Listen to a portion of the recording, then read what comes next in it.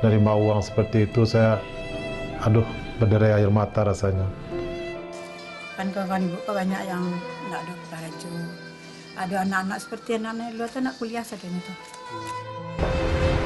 Kalau yang terbantu sekarang, anak saya ada 7 orang, yang 2 orang sudah tamat UMP, kemudian yang 1 orang ikut tes pegawai negeri kemarin ini udah lulus, yang 1 orang nggak lulus, yang 3 orang sedang kuliah. Sebetulnya kunci utama sebetulnya dalam kehidupan kita yakin Allah ada.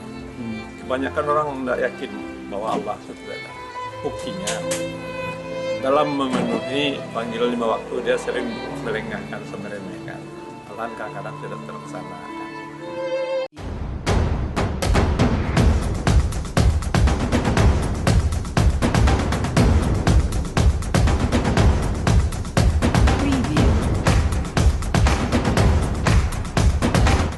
Jadi sebetulnya seperti ini, sukses bukan itu sukses berarti kita udah berhenti di situ.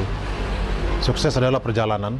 Setelah kita beranjak dari awal pertama, kita bisa mencapai puncak, itu baru perjalanan pertama. Jadi kalau kita memulai pekerjaan, sama dengan kita melangkah kita ke tujuan apa. Kalau kita mau berangkat ke suatu tempat, kita kan udah membayangkan tempat itu. Dengan membayangkan tempat itu, kita harus bersemangat untuk melangkah ke sana.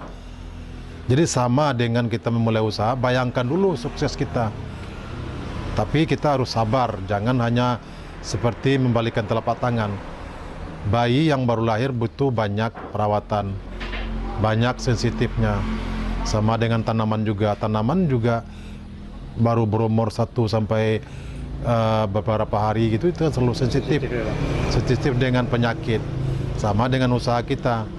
Jadi modal kita dalam berusaha itu bukan hanya modal dengan uang atau modal dengan peralatan canggih atau produk kita yang lebih canggih, yang lebih bagus, yang diminati, mungkin lebih banyak diminati.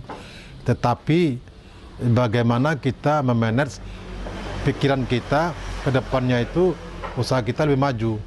Jadi kita dulu bikin mindset kita dulu. Bukan memikirkan saya harus kaya hari ini, kaya hari itu, tapi bikinlah dulu. Nama yang pertama kita harus, kalau bagi perusahaan besar itu namanya blueprint. Blueprint itu kan perencanaan global dari usaha kita 100 tahun ke depan. Jadi kita udah rencanakan dulu tahap-tahap kerja kita. Setelah itu baru kita memulai kembali. Kemudian gini. Modal usaha adalah semangat, modal usaha adalah motivasi, modal usaha adalah keinginan kita untuk maju. Bukan modal usaha itu dari uang. Jadi kalau Anda bisa bikin produk satu, terus tawarkan kepada orang, ada nggak minat? Berapa nilai rupiahnya? Jadi kalau Anda menawarkan kepada orang ada minatnya, disitulah kelihatan pasarnya. Tapi kalau nggak ada minatnya, jangan Anda teruskan. Jangan egois dengan pemikiran kita sendiri. Kita harus memikirkan kepada orang banyak. Soalnya produk kita itu dibeli sama orang, bukan kita sendiri yang makainya. Jadi tahun 2014 saya dibina oleh PPI, Pusat Pelatihan Ekspor Indonesia yang kantornya di Grogol. Kami terpilih di Sumbar, 2 orang, yang 1 perajut bikin anyaman lidi, yang 1 lagi saya. Dan dibina dan bikin desainernya oleh salah satu tenaga kerja yang diutus oleh PPI atau Tech Ekspor Indonesia. Jadi di situ kami dibina dan bikinnya. Setelah itu kami dilatih untuk bagaimana caranya untuk bagi ekspor pemula, di karantina selama 5 hari. Kemudian kita ikut pameran di Trade Expo. Di situ kita melayani tamu-tamu yang dari mancanegara sebanyak 154 negara. Itu diundang oleh negara Indonesia, pemerintah kita, dan menghadiri itu semua.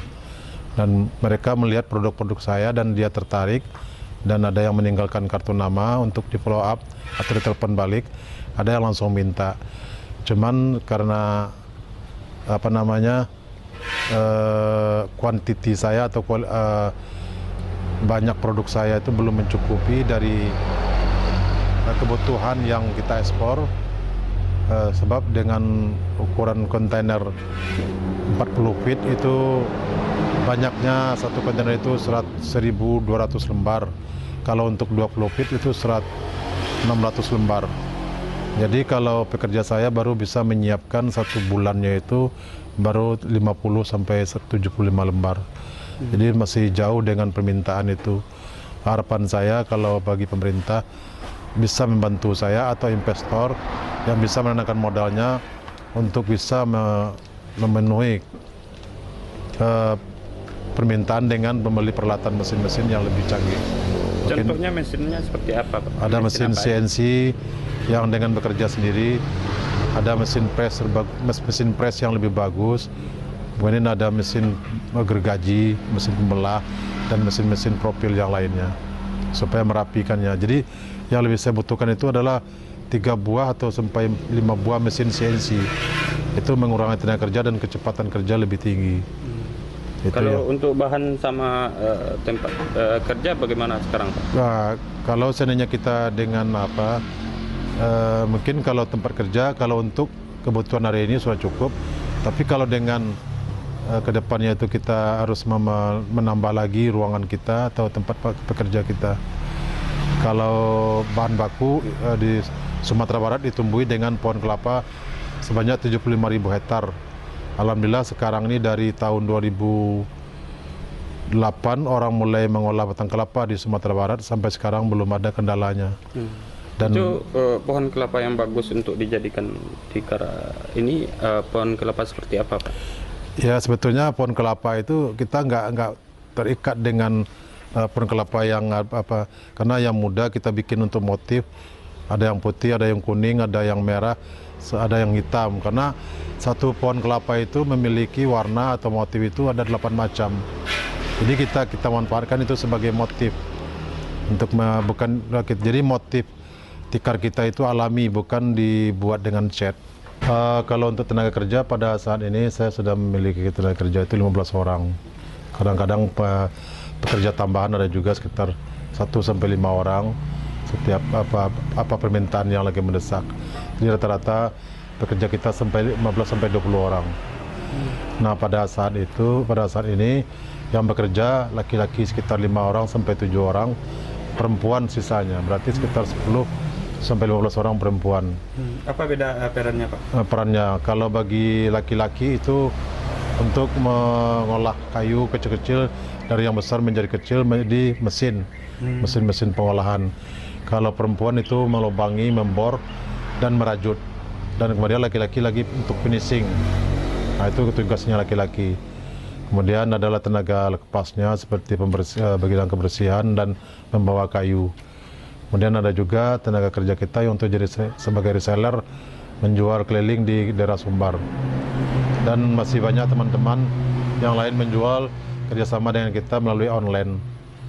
Alhamdulillah permintaan, cuman barangkali pada tahun ini agak merosot sedikit, omset kita menurun sekitar 30-40% pada saat ini dari tahun yang dulu. Kalau untuk di internet di mana dipasarkan, Pak? Kita ada di Bukalapak, itu orang yang memasarkan. Saya juga ada cuman di Google aja kan, Google aja, cuman melalui media sosial seperti Facebook juga, WhatsApp. Ada kadang-kadang kan nelpon langsung, seperti kemarin saya kirim ke Jakarta, kirim ke nanti saya kirim ke Bukit Tinggi, dan kota-kota terdekat kita ini sudah mengetahui semua. Motif-motif yang kita bikin untuk tikar batang kelapa itu ada beberapa macam. Pertama dulu ada motifnya moklis, itu seperti kayak lopis besar itu, lopi besar yang segi 4 miring-miring. Kalau motif yang kedua kita bikin namanya motif jenius. Jenius itu malah arah balikan dari itu, kayaknya itu seperti huruf K terbalik. Oh, gitu. Nah, jadi huruf K terbalik. Kalau motif moklis kan AK-nya berhadapan gitu. Jadi seperti ini. Kalau moklis kalau jenis seperti ini kan. Jadi berawal dari nama. Namanya itu. Jadi Seperti kenapa saya bikin motif itu nama orang-orang tersebut. Saya dulu pernah magang di Manado bikin mebel batang kelapa. Jadi nama-nama dari produk pertamanya itu orang yang pertama beli. Jadi orang yang pertama beli dia kasih namanya seperti itu. Jadi saya juga terinspirasi dari situ. Orang yang pertama beli produk saya kasih namanya. Jadi namanya sekarang produk saya tikar batang kelapa itu ada pertama Muklis, yang kedua Jenius, yang ketiga Armen, yang keempat ada namanya Winata Peta, kemudian ada Lopis, ada Zahra, dan ada motif-motif yang lain. Jadi kita hargai mereka membeli pertama itu, dan mungkin akan abadi di tempat industri saya, industri kerajinan tikar batang kelapa yang sudah menjadi PT pada saat ini. Alhamdulillah. Mungkin kedepannya itu saya tetap akan kalau ada motif baru dan siapa yang beli pertama itu akan menjadi nama orang yang pembeli pertama itu. Kalau untuk harga kita kisarannya dari angka berapa ke berapa, Pak? Kalau kita menjualnya dulu pertama saya jual itu harganya 400.000 per meter. Karena sekarang pekerja saya udah banyak, saya juga ada memikirkan cost-nya mungkin mulai kurang, makanya lebih tinggi, tapi alhamdulillah lebih kurang. Dulu kan saya sendiri yang bekerja, itu dulu 400.000, sekarang udah 250.000 per meter. Dan kedepannya kalau saya bikin peralatan lebih canggih, itu juga bisa lebih turun harganya. Tapi saya belum bisa menyampaikan itu di tengah masyarakat. Cuman kita lebih baiknya kita sekarang ini memikirkan bagaimana prospek kedepannya itu dan memanfaatkan tenaga kerja yang ada di Kota Pariaman. Juga kalau untuk jenis-jenisnya apa aja, Pak? Jenis apa tikar? Tikar, iya. Ya, tikarnya ada ukuran dari pertama ukurannya 1,5 kali 1 meter untuk di bawah meja kursi tamu. Kemudian ada 1,5 kali 2 juga dimanfaatkan seperti di bawah meja kursi tamu. Yang ketiga ada ukurannya 2 kali 3 yang biasanya dipakai untuk di depan TV tidur-tiduran kita kan, karena manfaatnya tikar batang kelapa itu karena dia tidak menyerap debu dan tidak menyerap air dan tidak perlu dicuci, tidak perlu dijemur. Kesehatan untuk lingkungan kita dan kenyamanan untuk di dalam ruangan rumah kita. Karena kita biasanya kenapa karpet yang bludru itu sering dicuci karena dia menyerap debu dan menyerap air.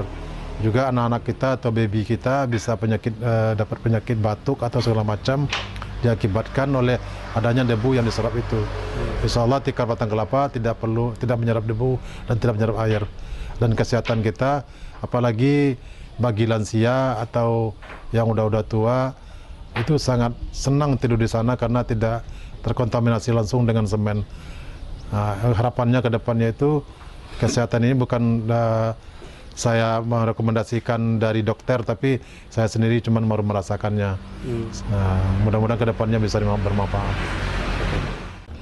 Terima kasih pemerintah Kota Pariaman yang selalu mensupport dan memotivasi saya dalam memajukan usaha UMKM di Kota Pariaman